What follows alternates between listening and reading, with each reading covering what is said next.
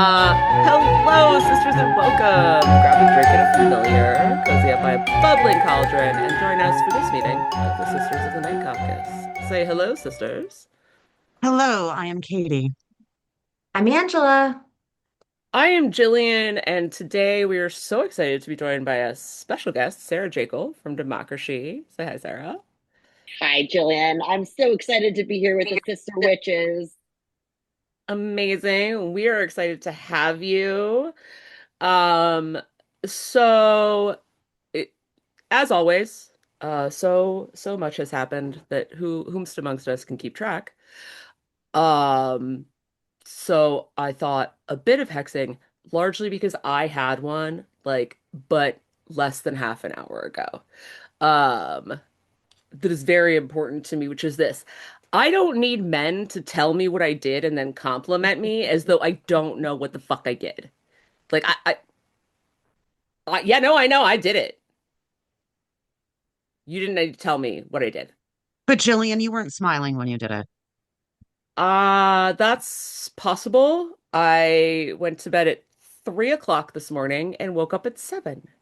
So, although this was also by via text, but probably it's easy to tell that I'm not smiling because you know men are omniscient, I think. They think. Mm-hmm. They I, sure freaking do. I think I think a good qualifier here, because we have so many wonderful men listeners, Mm-hmm. is Yeah. you can just say, "Hey, that was awesome. Great job." Like the qualifiers aren't necessary. Mm-mm. Mansplaining someone's own accomplishments is a little bit annoying. A lot of bit Have you annoying. have you found the mansplaining where they start with babe or sweetheart and then mansplain? That's my personal favorite. Mm-hmm. Generally speaking, any diminutive is immediately going into like we're going headlong into the danger zone of like whatever you Yeah. say after that, I'm not listening because I'm enraged. None of us are going to react well to that. I like it when people try to say that to me in groups because it's so easy to just like turn away and start talking to someone else. That's my Mhm. favorite way to do it is like, "Oh, I didn't hear anything. Was that like a little fly?" That's Mm, my favorite in dealing with that. But yeah. it goes back to like I think based on other conversation today that our regular listeners and Discord members will know Hmm. that might be Angela's hex, and I don't want to stomp on that, is being in the space that we are in. Somebody somebody recently said, why so full? Why are you such a misandrist? Gee, I don't know. I don't know. How about all of the things? The deep-seated patriarchy, the just every day, even in the spaces that I am in where there are women in leadership, getting everything called into question. Are you sure about this? Are you sure about that? Well, I don't think that's right. And it's like, I'm still more of an expert than you are.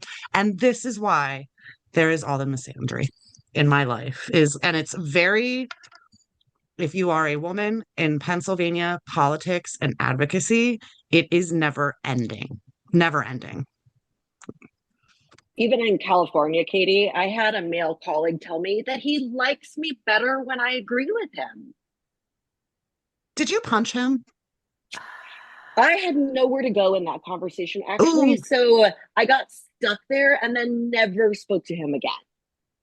Well, the Love never that. speaking again is okay. Never I spoke to love him that. again. Yeah. Yeah. So yeah, no, I think that we all like when people agree with us. But my brother in Christ, we did not have to verbalize that one, did we? No, I don't think so. Nor is that the real freaking world. Nor is that the real freaking world. Like that's just not how anything works. It's bonkers. Do you have something, Angela? Do you have a thing? I'm hugging my emotional support dog as Mm-hmm. I talk about this one. Mm-hmm. Um, I don't even. So, so I would like to hex. It's like an unfolding hex. It's like part A. Part A of the hex is Mm-hmm. I would like to hex the patriarchy and the Yes. patriarchal systems that have allowed part B of this hex, part B of which is I would like to hex Cesar Chavez. Um, Yeah. Mm-hmm. Yeah. I'll hex him right in his grave. Um, and today was a really difficult thing to sit with, the revelations, of what truly took place and the victims, the underage victims, and the impact that that had on their lives is just truly horrifying. And when I got to the part of the article about Dolores Huerta, I'm broken over this because what what it squares truly is what those of us that have worked in movement spaces our whole lives know and have tried to push back um, and push through. And that is, if the systems of patriarchy are so strong and so pervasive that someone with as much brilliance and power as Dolores Huerta could be put in such an impossible and horrific position with nothing but terrible choices in front of her when staring, at the legacy of her work and her place in the movement that she built. What does this say? And what does it mean for all of us? Every single woman. And it highlights all of those difficult and unspoken decisions that women have to make every single day and have always made in movement spaces, um, which is, swimming through a constantly predatory environment and then being left with the wreckage afterwards. And the choices are terrible all around. And I mean, I said in a internal chat, earlier, like, I mean,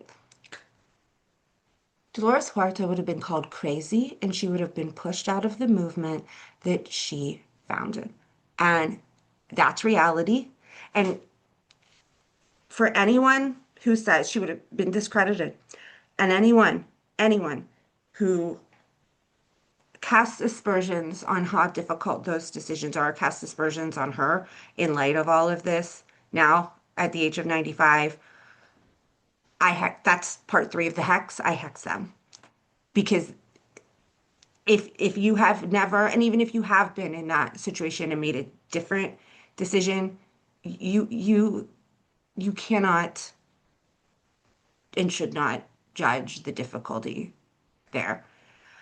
So that's my three-part horrible hacks. I've been sick to my stomach all day over this shit because it it is foolish to think of this as a like incident in amber, of the past, that this was a thing that happened, a horrible thing, and to just look at it and then look away. Because it is not. It is pervasive and it's something that, so many women in movement spaces have had to deal with and continue to deal with. So we gotta figure this shit out, truly. Hmm. Layer that with what we know about, I'm going to screw my algorithm again on this, which I don't need as a survivor, but like the Epstein files, look at how deep those things go, Hmm. right? Like, where even, and like, you could be like, oh, well, that's the rich and famous. Cesar Chavez was a union organizer. Dolores Huerta was a union organizer. We are in these spaces ourselves doing this work.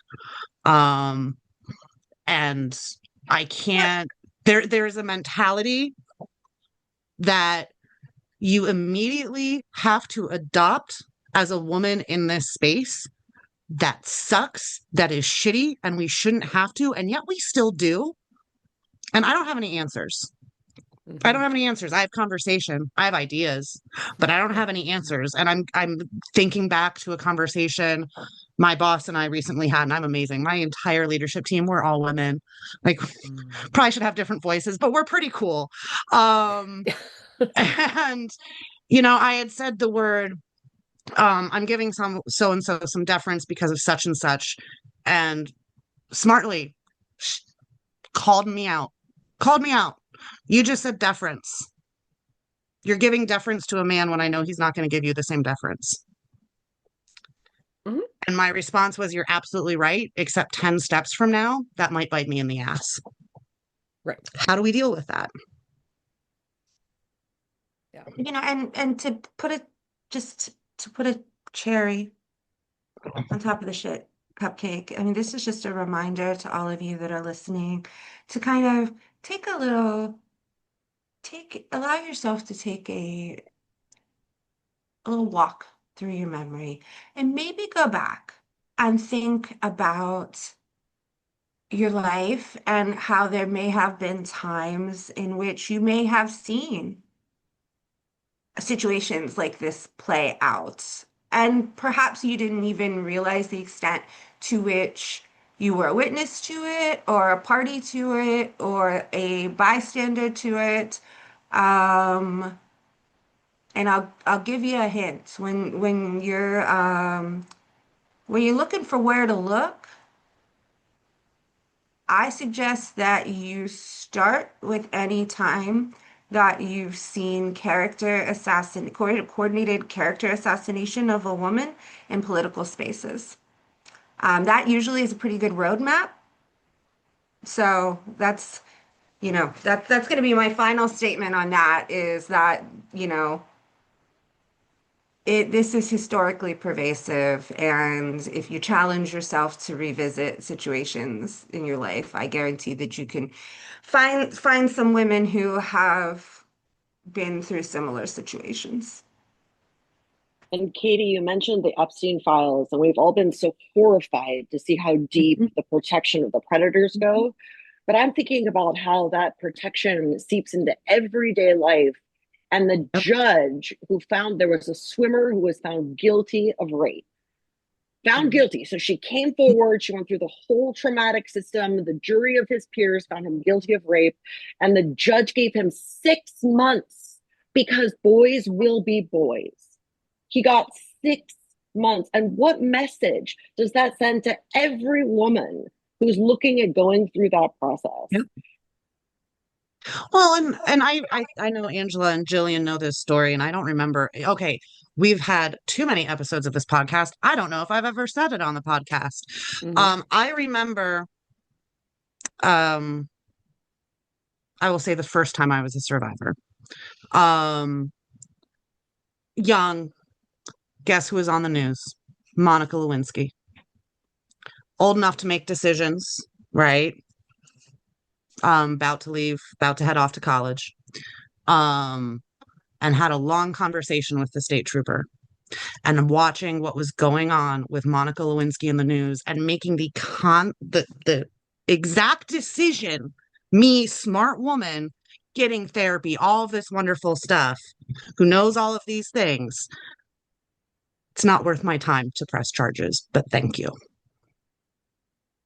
Because Monica Lewinsky was on that television, Bill Clinton was on that television, how all of that happened. And there are women, and we know the statistic is 1 in 4 women do not, or one in 4 women are affected by this, but we know that number is not accurate because that is only women who report. Imagine what it is in reality. Yeah. It's truly like it is difficult to find a woman who has never ever in her life experienced any kind of harassment or, like unwanted advances, sexual assault, you name it. Um, because it is like the water we swim in and the air we breathe, unfortunately.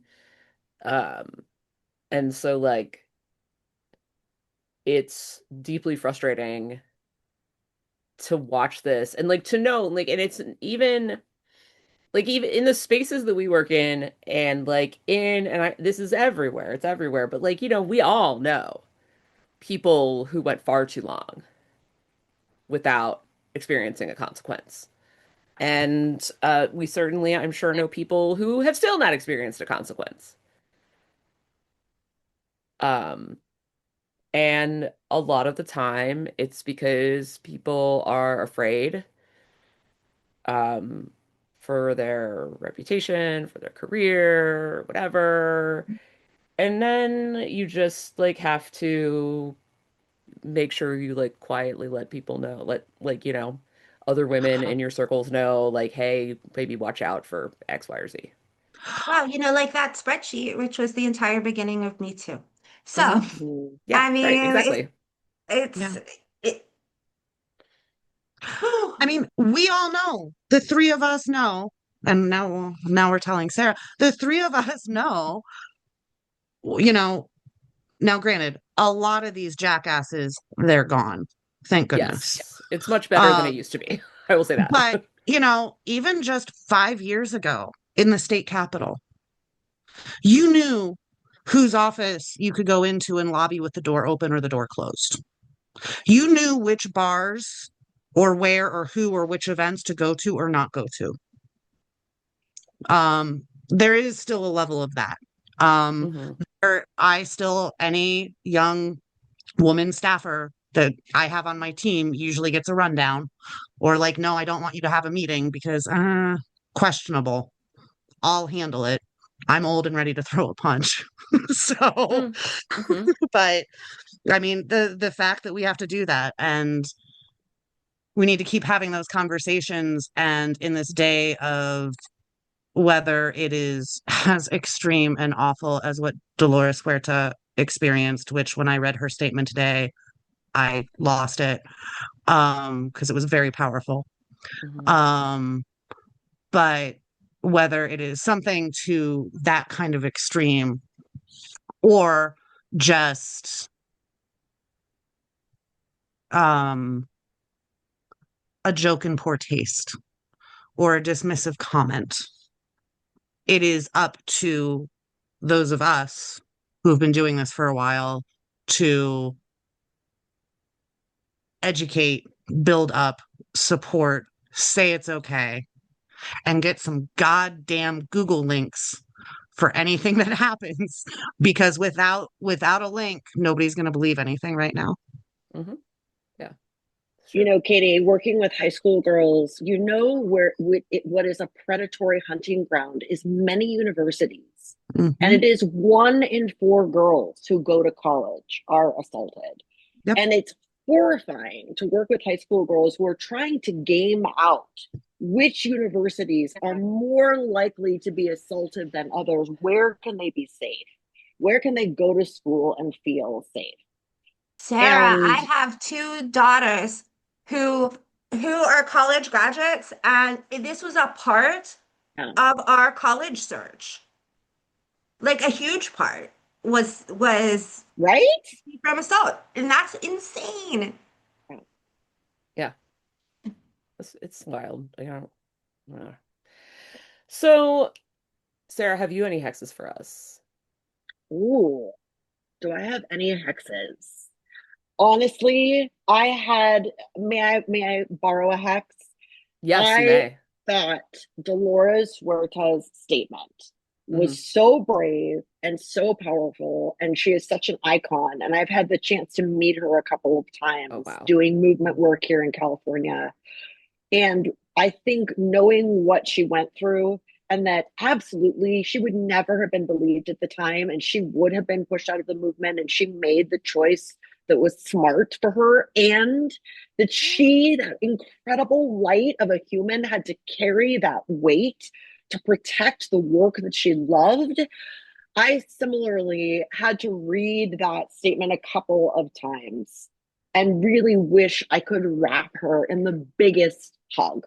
She doesn't know me. It would be very strange, but I care about her so much. And I think I have a similar hex of thinking at 96 that she Hmm. is finally getting a chance to speak her truth and be heard and seen and valued for her experience, and watch people stop parades and take his name off schools and go to rename streets. She's seeing consequences that would never have happened when she was going through it. And she's lived long enough to see some consequences happen. And I think Maya Hex is the Dolores Huerta hug, that she ever Hmm. had to go through that, and was such an icon at every step of the process. Yeah. No, that's real. Yeah, that was such a, I remember like Angela dropped the article from New York Times in our group chat this morning, and I was just like, what the which by the way, I will put in the show notes also, Dolores Huerta's statement. Um, but yeah, it like stuck with like I have a group chat with one of my aunts and two of my cousins, uh and we were talking about it. She mentioned she lives in California also, and she mentioned a mural in San Francisco where there was a sort of a argument about the fact that Dolores Huerta did not want to be on a mural with Cesar Chavez, like a mural that was going up. And obviously at the time, nobody, now we understand. Now we get it. Um, but at the time, nobody really understood, right? And and so yeah, like to have to carry that and not be able to fully explain yourself is, I can't imagine. I mean, a little bit, a teeny tiny bit, but not that much. Um, so I shall do our specialty, which is an awkward segue. Um, ow! Into last night in Pennsylvania, there were two special elections, one in the 79th, one in the 193rd. They were both Republican held seats initially. They remain so. However, um, there was a bit of a swing in the 193rd, and I unfortunately do not know much about that race. What I do know about is the one that I ran, which was the 10%, 79th.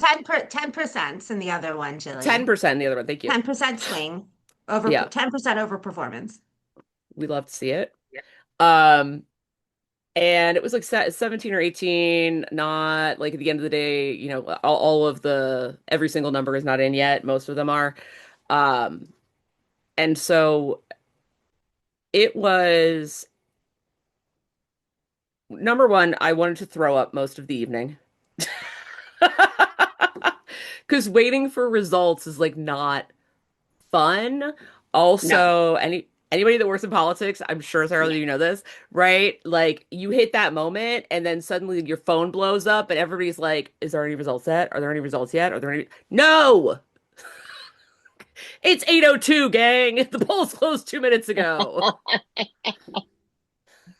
Like, I can confirm, as I discussed with you, I was on the phone with Jillian at mhm. 8:46. We Yeah. did not have results. She Hmm. was gonna throw up. I was Can gonna throw up. confirm. Yeah. Yeah. I did not throw up. I did drink a special St. Patrick's Day themed Bud Light. Listen, it was in the spirit. I know it's not like a good beer to drink, but like I don't know. Anyway, there's no explanation for it, but the point is I had it and it was like it's like the LaCroix of beers. It's just like beer flavored water, really.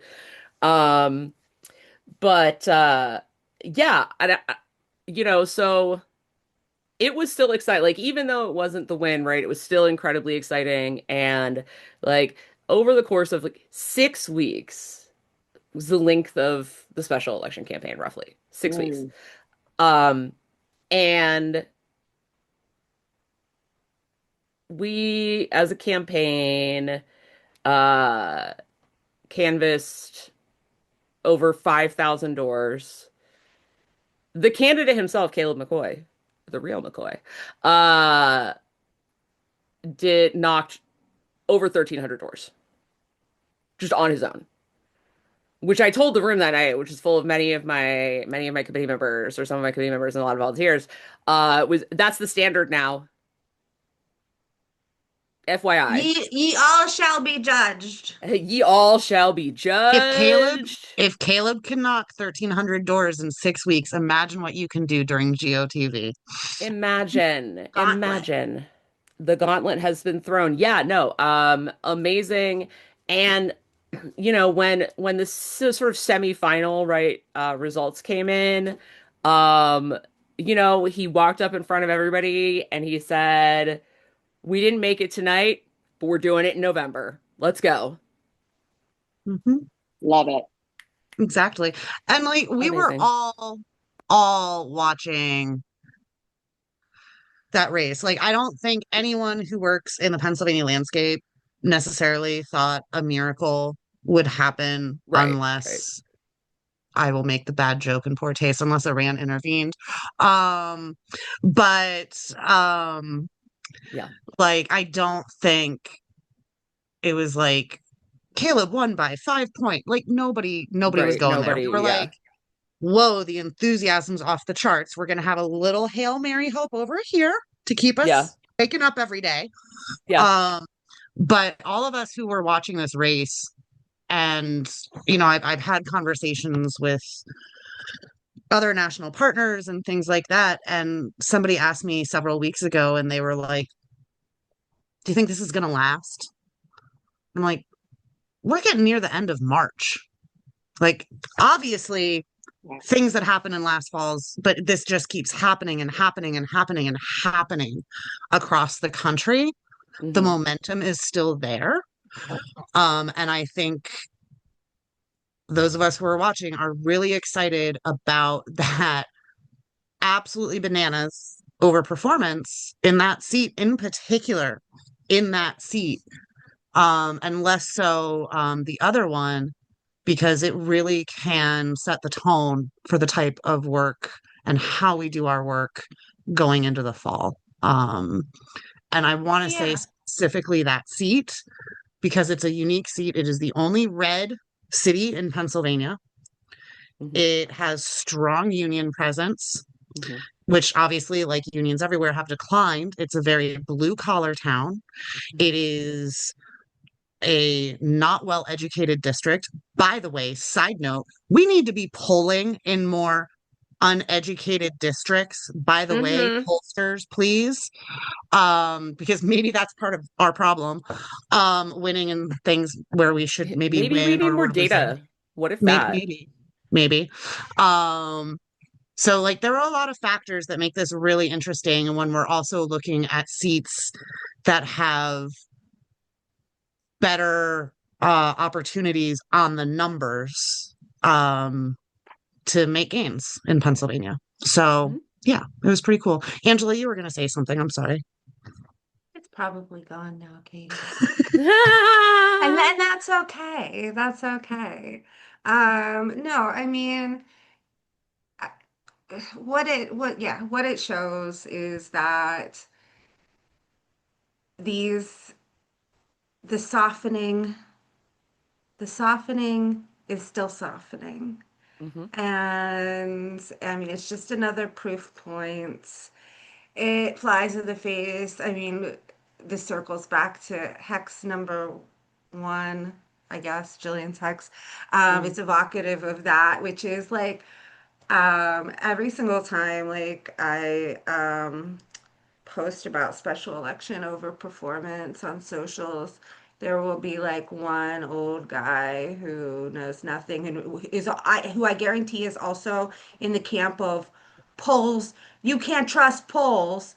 Will be like, this is a meaningless data point. It tells us nothing. Long road to November. But it's like, dude, these are all snapshots in time, just like a poll, okay? Hmm. And when you have enough snapshots and enough sustained data points, yes, sir, it actually does tell you something. Now go eat a Werther's and take a nap. Yes, 100. And so I think for the 79th, what I want to wrap that part up on is this, a couple things. One, um, I said this earlier today, and I would just like to give a shout out to the person that made me so angry. Because it snapped me right out of my doldrums. Thank you. I'm back, bitch. Look forward to that. But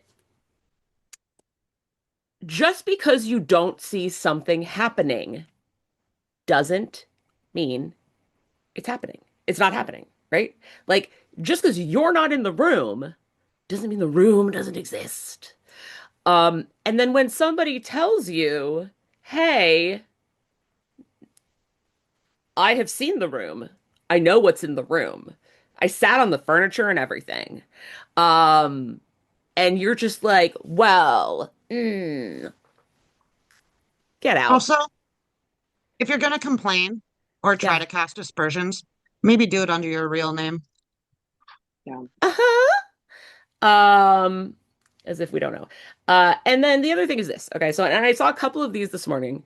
And I like there is no anger or blame within my heart about it, but we often see after elections people that are angry, and I think on some level justifiably angry that the turnout is so low. So a couple things.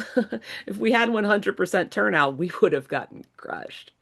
Um, that's one. Two, um, and I did two videos actually on this morning, um, which was you're not gonna hear me complain about turnout. You're not. Why? Because it's our job. It's my job to turn out voters. It's our job. That's what we're supposed to do. And we can't let ourselves sit in the mental space of, oh, those darn voters, why didn't they come out? We have to give them a reason.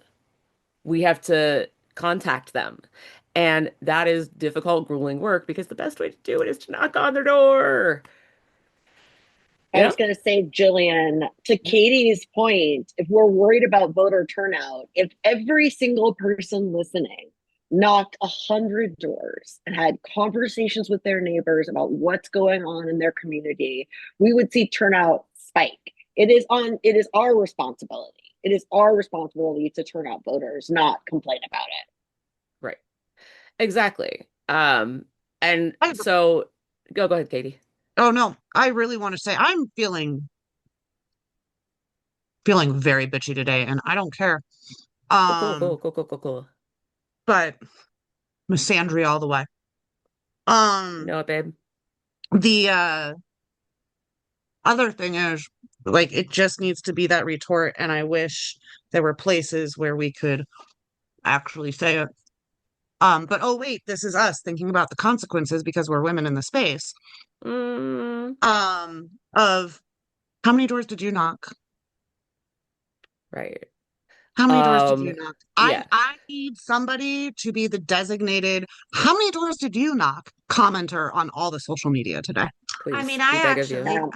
Yeah. I volunteer as tribute Okay. because Thank you. I mean, I'm just telling you right now, like, I don't know. I'm not concerned. With this Uh, juncture in my career about what some rando guy who might run a county with that has 17,000 entire people that live in it.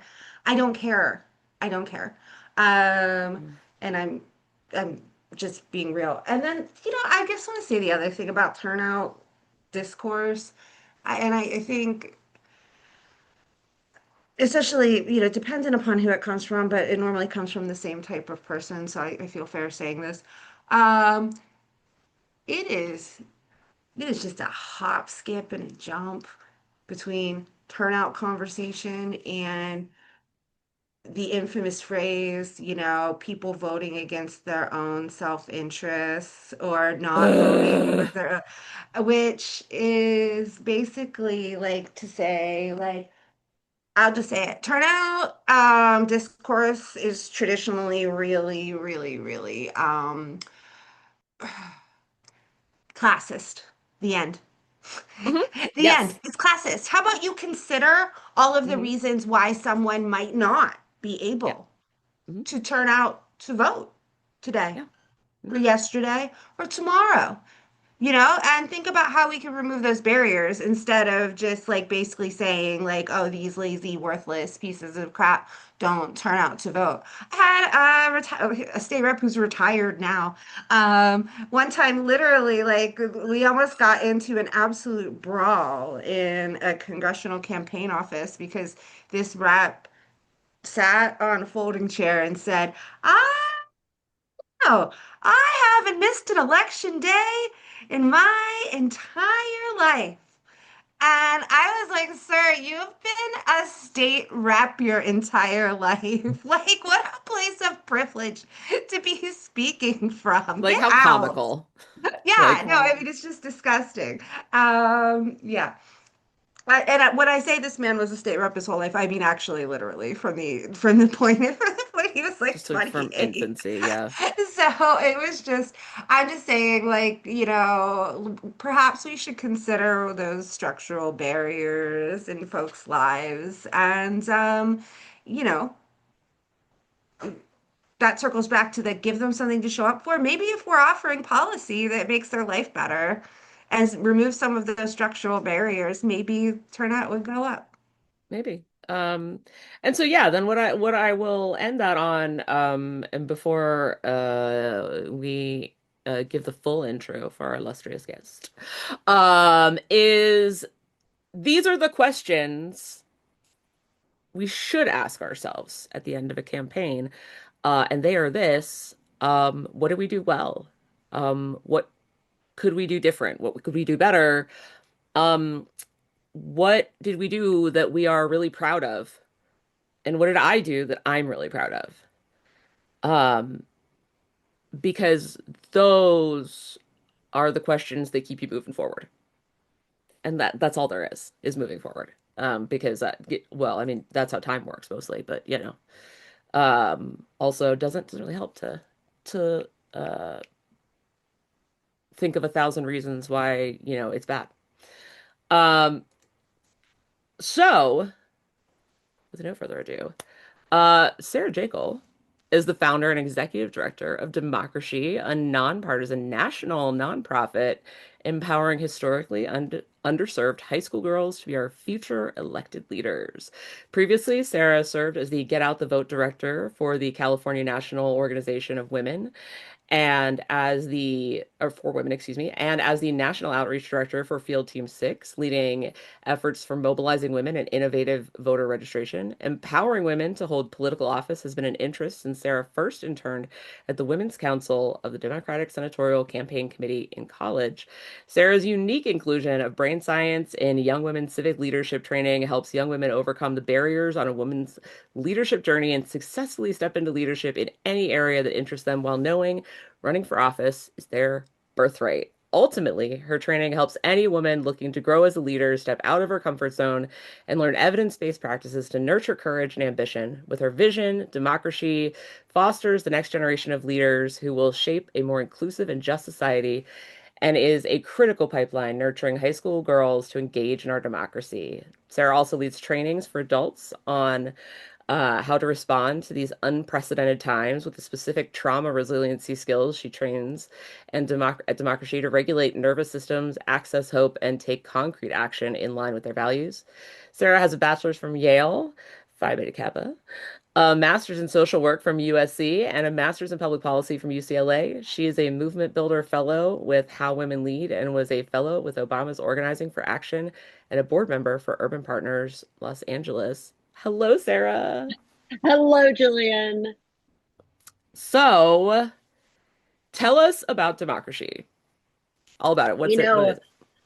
what is it? Well, now it's going to be reframed through how we started this conversation, because I Mm, think women face different barriers on a leadership path. And we were talking about that before so eloquently, right? All the different ways that women have faced different barriers.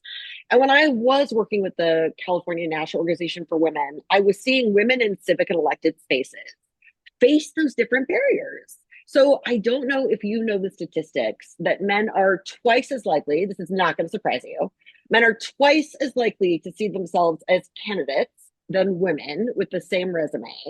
And women receive up to 10 times as much bullying and harassment. And that was before they stopped keeping those statistics because they didn't want to know. So, looking at that, democracy goes to high school girls.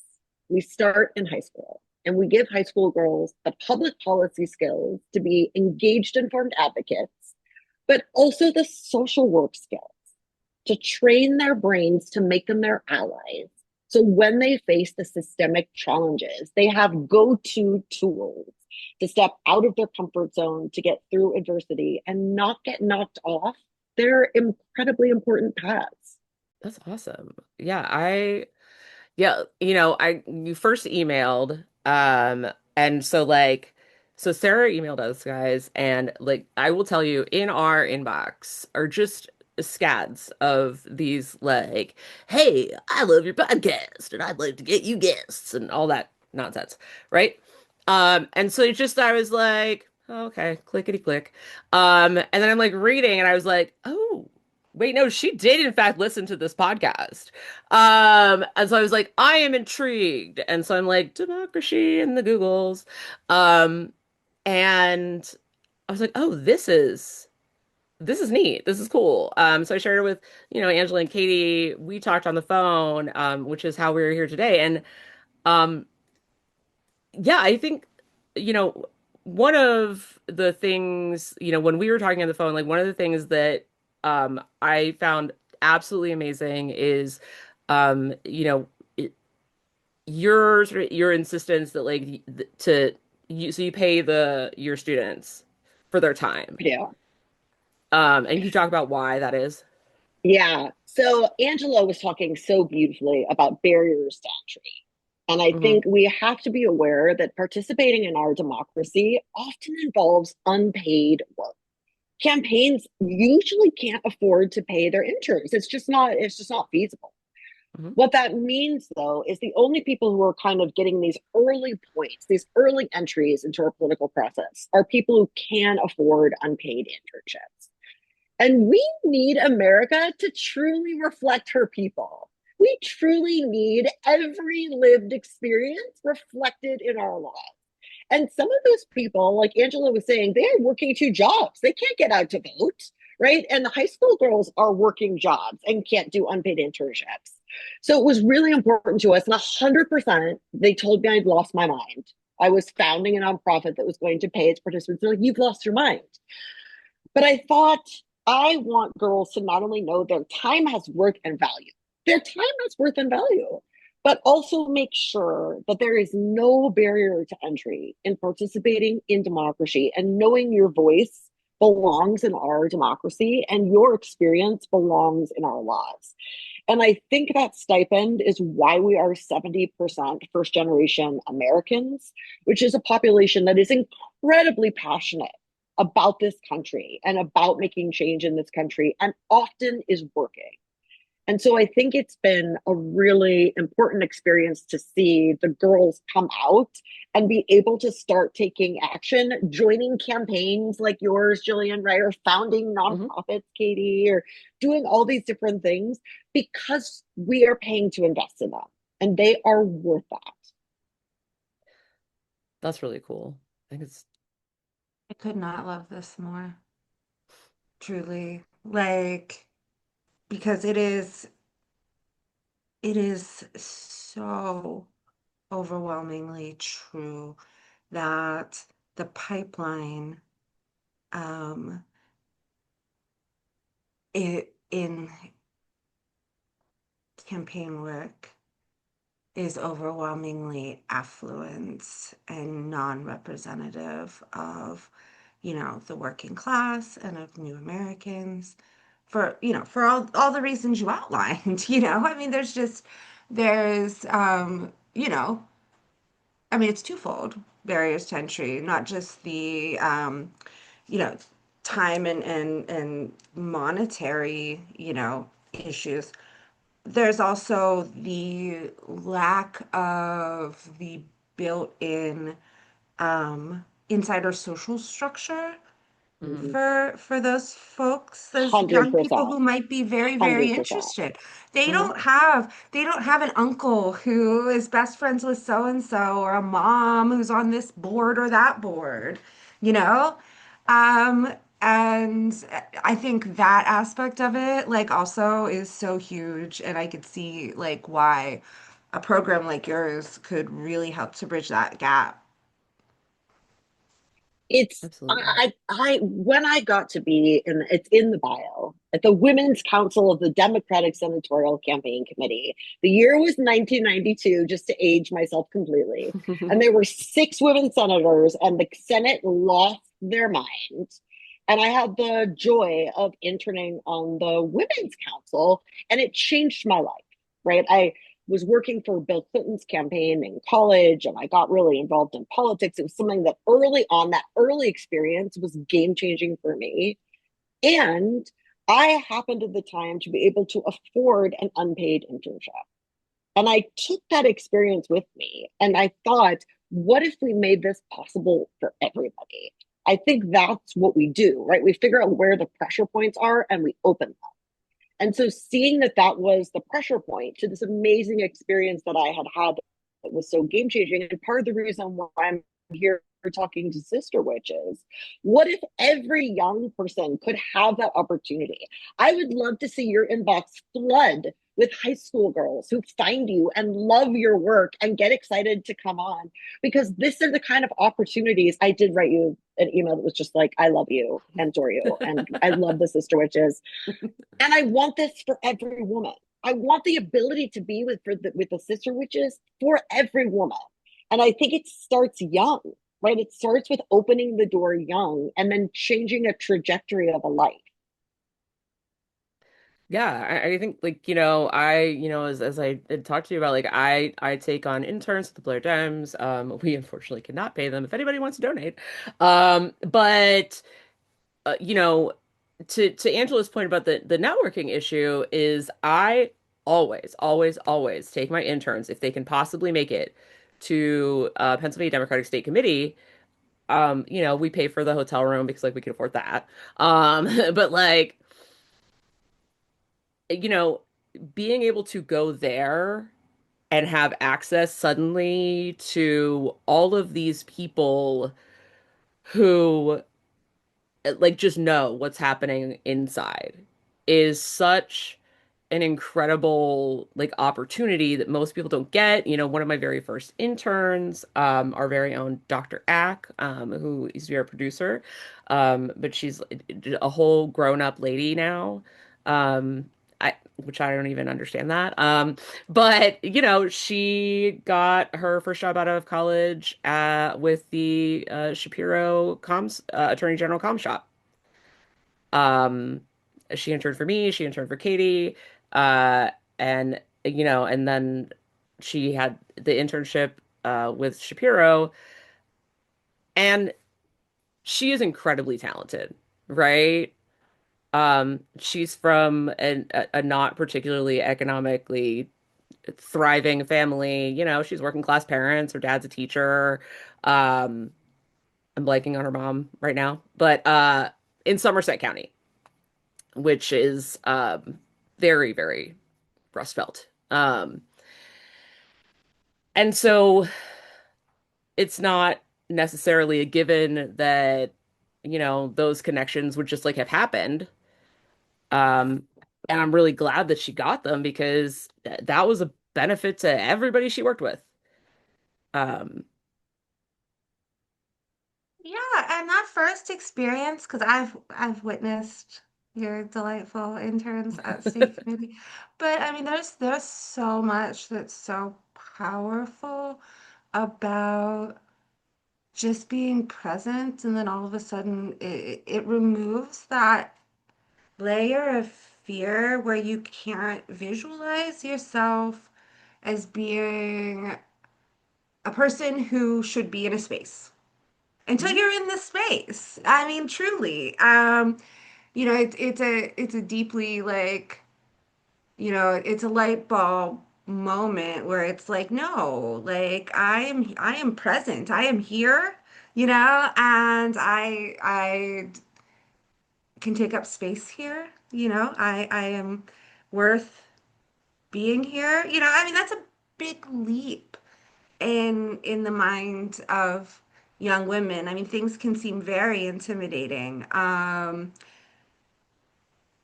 that it doesn't, it doesn't go away until the band-aid gets ripped off. And so having those experiences early and young, I mean, I first ran for office when I was 27 and I didn't know anything and I was terrified.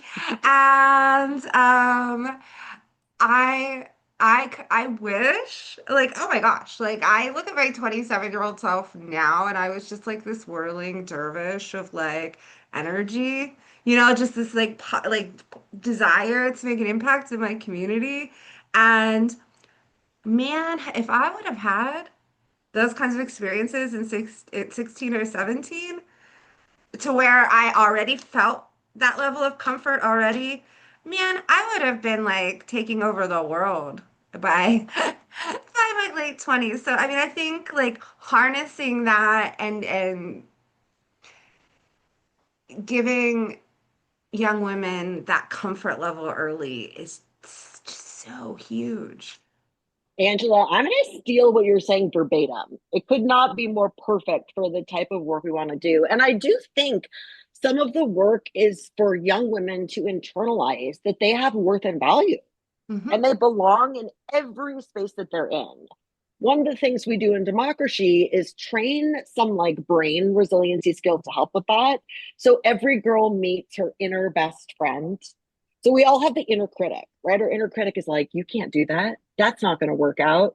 And noticing and naming the inner critic and shifting it over to the voice of your inner best friend. My inner best friends are Barack Obama and my puppy dog Branch.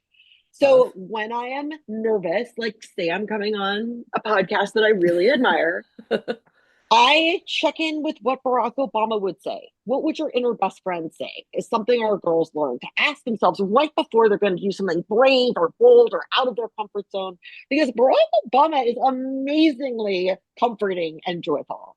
And I Mhm. imagine him giving me a hug platonically because he is with Michelle.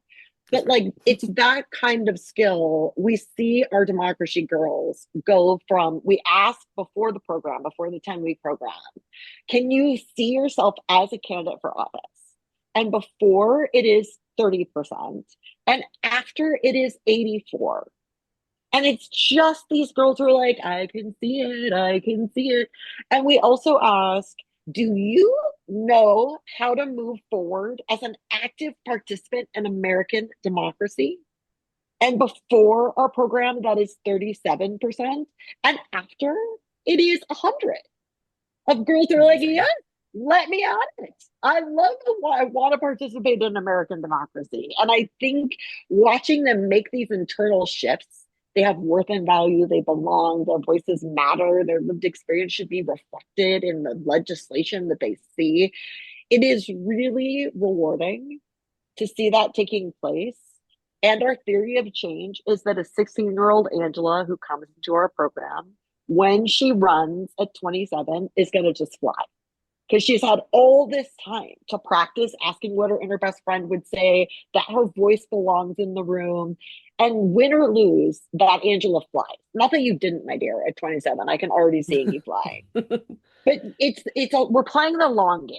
I think there are movements in America that have been very strategic at playing a long game. And I think of the Federalist Society Yeah. that went after law students, right? And they were playing decades ahead.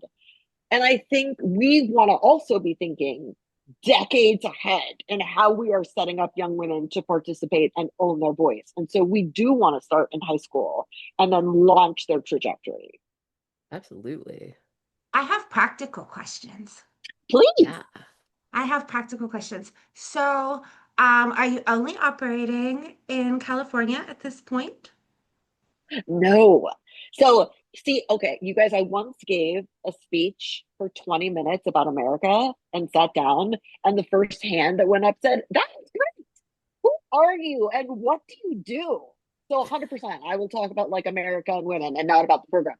We Hmm. are an online program that is Oh, national. yay! So we're Yay! in 42 states. We love Pennsylvania. We would love to recruit girls from Pennsylvania. And we put girls in kind of a cross cultural exchange because our states in this country are almost getting siloed off into different countries. So Hmm. Pennsylvania needs to talk to California and Texas and Missouri and New York, and everybody needs to kind of be assessing what's going on because girls are often shocked to find out what is going on outside their bubble. And we need to build legislation in the DemocraShe Congress where we are building between states. So we are also peer led. Our graduates go through the program and come back and lead it. So it's high school girls leading high school girls because you guys, no one in high school wants to listen to me. They don't They like, want to yeah, listen to, they're no, no, over no, no. us. No, They're, They're no. over us. They're over us. Hmm. But they will listen to other high school girls who are like, this is how I'm using my inner best friend. This is the youth council I started in my community that I can mentor and inspire you. And then we are something where you can have so many options how you come play with us. We have a 10-week program, we have a 1-day program, and we have a completely free online curriculum that girls can go through at their own pace, which is short, like TikTok videos of diverse, radiant high school girls leading you through our curriculum that then you can join discussion groups. So we have so many options for very busy high school girls. this That's is so amazing. well thought out. I am so impressed If and I'm so excited to tell folks in Pennsylvania that this Hmm. is available. Yeah. I just, because this is my role of the day, um, if we help maybe send some young Pennsylvania women your way, do we have to let them partner with Ohio ever? Like, it's um, Ohio. But we can, what if we I they can, no, but okay what with if we that. can change What Ohio? if we can Okay, change okay, Ohio? okay. This I'll is the take it. path to I'll changing take it. Ohio, Hmm. Katie. Come on. You gotta Yeah, be, listen, our dear guest already said we're playing the long game. that's right. Yeah. If I can do it, you can do it, girlfriend. Okay, okay. I, it would actually make me very happy yeah. to have an Ohio sister and a Pennsylvania sister build something together. Because our graduates often Hmm. combine and found a youth civic engagement nonprofit or launch a reproductive rights youth conference. I would love to see Ohio and Pennsylvania holding hands and building something toward like a Oh, different future. I already have an idea for them. Well, no, yeah, and I think like truly, like I will. This is not characteristic for me, but there is so much in common between like my experience, right? Because I grew up in Western Pennsylvania, very close to the Ohio border. There is so much in common there. Like truly, like there are not an insignificant number of Western Pennsylvanians who live closer to Youngstown, Ohio, than they do to Pittsburgh. Hmm. Um, and I yeah. there is our legislators Hmm. from both states will often have joint hearings Hmm. in each other's states and invite. I mean, granted, it's usually to talk about how we're gonna frack more. Um, but I'm not saying it's the best But the legislators that democracy I girls could maybe change uh that. that's what I'm Ladies. going for here Hmm. is cross-state youth Hmm. council to combat those shenanigans. Hmm. Let's keep talking. I would love it. Yeah. So what, I think you had mentioned to me when we were talking like a couple different, you mentioned inner best friend and your inner champion. What is Yeah. your inner champion? Oh, your inner champion is that being that you can internalize, that you can call on. Usually someone you know, right? It doesn't have to be a real person, but something you already trust to encourage you to be brave in service of your values. So my inner champions are Stacey Abrams, Hmm. Hillary Clinton, and Ruth Bader Ginsburg. Hmm. And so when I need to be brave, I do channel Stacey, right? Or Hillary or Ruth. And so we teach girls, who is that for you uniquely? Inner best friend is supportive, encouraging. Inner champion is like, we're going to be brave. We're going to be brave in service of our values. Because right now it is so overwhelming to read the news, right? So the girls take their democracy skills of grounding. You ground with Mother Earth, the first feminist, which pulls you back into your body, inner best friend, inner champion, savoring the good. So we all have a negativity bias, if anyone's noticed. If someone says Hmm. 9 nice things Yep. and you get one bad comment, all you will think about is the bad comment, right? That was very helpful in evolutionary days, not as helpful now. You can retrain the brain with something called savoring the good, where you ask yourself to notice things that are joyful and beautiful. And the more you do that, the more your brain starts picking them up on their own. And it protects the brain for doing movement work because movement work is exhausting, it is overwhelming, it is often heartbreaking. And we need to do these things to protect our nervous system so we don't go underwater. And so a lot of our DemocraShe girls right now are using these skills with the news, which is honestly on purpose trying to knock young women, women of color, LGBTQ women, first generation women off their paths by just taking them underwater at an early age. So they ground with Mother Earth, they check in with their inner champion, and then they are brave in service in their school or community, whatever that looks like. They speak up, they have the hard conversation, but giving women real tools to call on. So we're not just showing up in our 40s and 50s in a therapist's office because we're exhausted, maybe speaking from experience. So, Indeed. like, maybe speaking from, so, like, what if we got to them early and started teaching them how to protect their nervous system so they don't go underwater when doing heartbreaking, very marathon movement work? Hmm. No, that's amazing. Yeah. I am so excited about this. I like truly, Sarah, this has been just this program is so meaningful and so necessary, and I'm Mhm. so stoked to bring awareness to it. I just wanted to say, which because I don't get to say goodbye at the end, that but I feel like the reason I'm leaving is actually relevant to not going underwater and taking care of yourself, and will also make our listeners maybe laugh a little bit. I have Mm. to hop because in 20 minutes I have to walk in to my first adult tap class. Yes, Queen. I am so excited. I think this is going to be a wonderful outlet. I thought it would be a delightful thing to do for my mental health. Tap is so propulsive, and being connected to my body makes me feel a lot better about the state of the world. And so Mhm. this has been meaningful, and I love you all. And I'm going to go learn to tap dance. I love Don't that. forget, Yay! text Have a us a Bye. great picture. time. Text us Yes, a picture. we must have pictures. We'll see about that. Yeah. Yeah. Text. I I love would it. love to, Jillian, I would love Mhm. to tell your listeners some of the ways, if they're interested in democracy, that they can participate because we have a couple. Yes, please. Yes, please. Yeah. Yes, please. Yeah. Okay. So if you go to our website, democracy.org, like the Mhm. word democracy, but she.org, there are a couple options. One is apply. If you know a high school girl who is passionate about politics, or even you just think her voice deserves to be heard, please send her our application. We would love to meet her. It's a very easy application. Um, Two is there's something called mentoring.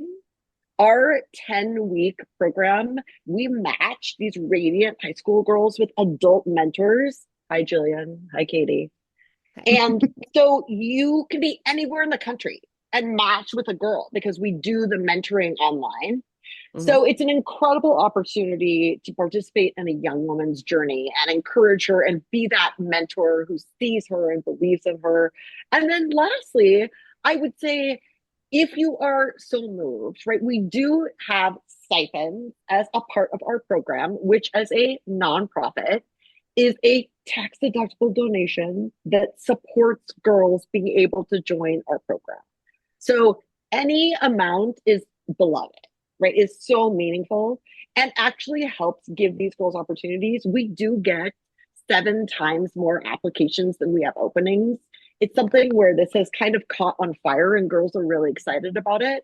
And now it's incumbent on us to raise the stipends to make sure we can serve every girl who wants to find herself and use her voice. So that is, I wouldn't be an executive director if I didn't mention that.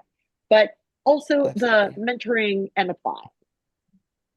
Absolutely. I mean, listen, I'm not saying that I have the mentorship form up right this very second, but I'm also not saying that. Yeah, Um, I mean, I'm not saying that either. I don't know what I did while you were talking. I don't, whatever. Um, yeah, no, listen, we are absolutely gonna have the link. We will be putting it out, so read the show notes. We'll have it up on our social. Um, we are all super hype about this program. It's truly amazing. And honestly, Sarah, thank you so much for reaching out. Like, oh, this is really like genuinely, this is like for us, I think very much of our heart because all of us are really passionate about mentoring, like especially young women and like putting them in a position to be strong and chart their own course. And and as much as possible, not have to not have to deal with many of the things that we deal with. That is the dream. Hmm. Oh my goodness. Well, it feels like we're gonna bring the train in for a landing. Gang, it has been so lovely having Sarah. Thank you so much. Thank you, Jillian. This Um, is a true joy. Talking about savoring the Yay. joy. This is the joy. Absolutely. Like this is an excellent way to sort of taper off my evening. I'm hype. So gang, listen, the specials are over, but the primary is coming. So like, fi you got to figure out who your primary candidate is. If you need help, we're here. We're always here for that. There is still so much to do. If you're interested in being a committee member in your county and you're like, I'm not sure how to do that, again, here we are. I'm sure that we'll talk about that, and I will certainly make sure to put some stuff up on our social media. I have, in fact, a really fantastic graphic, sort of like a one pager put together by one of my fellow county chairs, Nina LaCastro from Cambria County that I shamelessly stole. Well, I told her I was like, I'm stealing this, and she was like, "That's awesome," and I was like, "Cool, I love it." Because we share things. Uh, so check that out. And Katie, do you have any events to plug? Events. Or I don't think actions? so. Okay, There, cool. there, there are actions. Yeah. But I'm gonna be real with folks. It's been a week and it's only Wednesday It's evening. it's been a week. Yeah, it's Wednesday, Lemon. So yes, so we will get stuff up. You will see many things, and so just finally, you know, on behalf of my sister witches, thank you so much for joining us. Thank you again to Sarah Jakle, an absolute inspiration. We love, official part of the coven. So don't forget to follow us, Blue Sky, Facebook, Instagram, at the Night Caucus. Subscribe and rate us on Apple Pods and Spotify or wherever you listen. And you can watch us on YouTube now. Crazy, I know. And of course, you can come join our community on Discord by becoming a Patreon supporter at patreon.com/the Night Caucus. We'll see you